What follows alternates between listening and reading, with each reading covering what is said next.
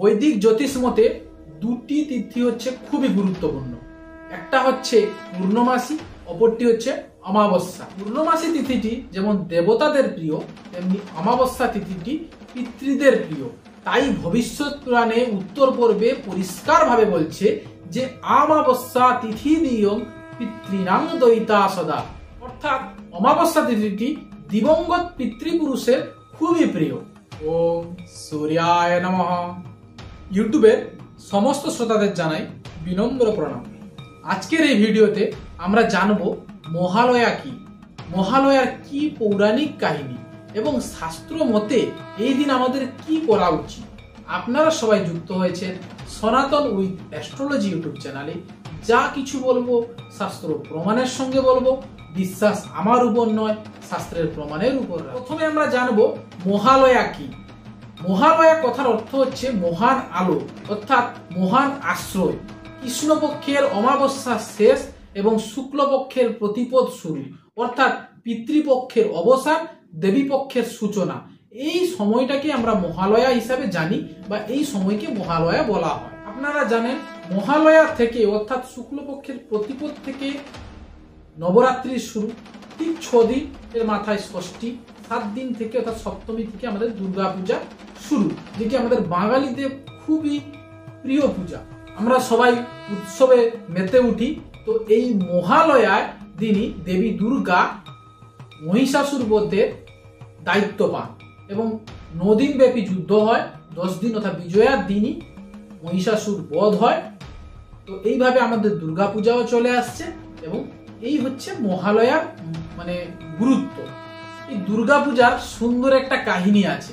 এই যে শরতে আমাদের দুর্গা পূজাটা হবে বা হয়, এটা কিন্তু আসল দুর্গা পূজা নয়। আসল দুর্গা পূজা হচ্ছে বসন্ত বা বাসন্তী পূজা, যেটা ত্রেতা যুগে ভগবান রাম অকালে দেবীর আরাধনা করেছিলেন লঙ্কা জয় করে দেবী সীতাকে উদ্ধারের উদ্দেশ্যে। তো এই শরতের যে পূজাকে তাকে অকাল বোধন বলা হয়। আসল দুর্গা পূজাটি হচ্ছে সেই বসন্তকালে, যাকে আমরা বাসন্তী পূজা বলি। এবার জানবো মহালয়া এই বছর কবে।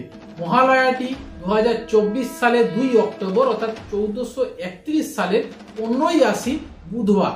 এবার প্রশ্ন হচ্ছে এই দিন আমাদের কি করা উচিত।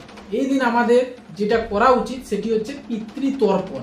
আমাদের শাস্ত্র বলছে কোনো শুভ কাজে যাওয়ার আগে অবশ্যই দিবঙ্গত পিতৃপুরুষকে তর্পণ দেওয়া উচিত। শাস্ত্র বলে দেবতাদের জন্য যেমন হবন, পিতৃদের জন্য তেমন তর্পণ, এবং এটাই হচ্ছে আমাদের শাস্ত্রের সিদ্ধান্ত। তাই শাস্ত্র বলছে তর্পয়তি তর্পয়ন্তি যেন পিতৃণ তত তর্পণম।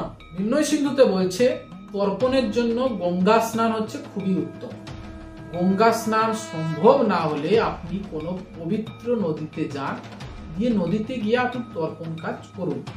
সেটাও যদি সম্ভব না হয়, আপনি আপনার বাড়িতে কোনো স্থির জলাশয়ে তর্পণ কাজ করুন। স্নান শেষ হলে আপনি তাম্র পাত্রে কালো তিল যুক্ত জল আপনি যে পুকুরে বা যে নদীতে স্নান করছেন সেই নদীর জলে দাঁড়িয়ে বা পুকুরের জলে দাঁড়িয়ে পিতৃপুরুষের উদ্দেশ্যে সেই জলটিকে তর্পণ করুন। তর্পণ কাজ শেষ হলে যে কাজটি করতে হবে সেটি হচ্ছে দান। এই দিনে করা দান বিশেষ ফলদায়ী হয়। এই দিন আপনি অন্যকে 3টি ভাগে ভাগ করুন। একটি ভাগ আপনি গোমাতা, একটি ভাগ কুকুর ও একটি ভাগ কাককে দান করুন। আপনার সামর্থ্য থাকলে আপনি কোনো ব্রাহ্মণকে অন্নদান করুন এবং ব্রাহ্মণ সেবা করুন। এই দিন ব্রাহ্মণকে অন্নদান বিশেষ ফলদায়ী হয় এবং সম্ভব হলে আপনি এই দিন পিতৃপুরুষের উদ্দেশ্যে তর্পণের সঙ্গে সঙ্গে পিণ্ডদানও করুন। এতে আপনি আপনার পিতৃপুরুষ খুবই প্রসন্ন হবে এবং পূর্বপুরুষের আশীর্বাদ আপনি প্রাপ্তি করতে পারবেন। এবার যে কথাটি আমি বলবো এটি হচ্ছে খুবই গুরুত্বপূর্ণ।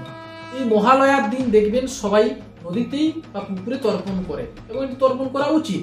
কিন্তু তর্পণ কাজ শেষ করার পরে অশ্বত্থ গাছের মূলেও তর্পণ করা উচিত। আমাদের শাস্ত্র খুব সুন্দর একটি সিদ্ধান্ত দিয়েছে। কেন বলছি আমি শাস্ত্র প্রমাণের সঙ্গে আপনাদের কাছে তুলে ধরছি।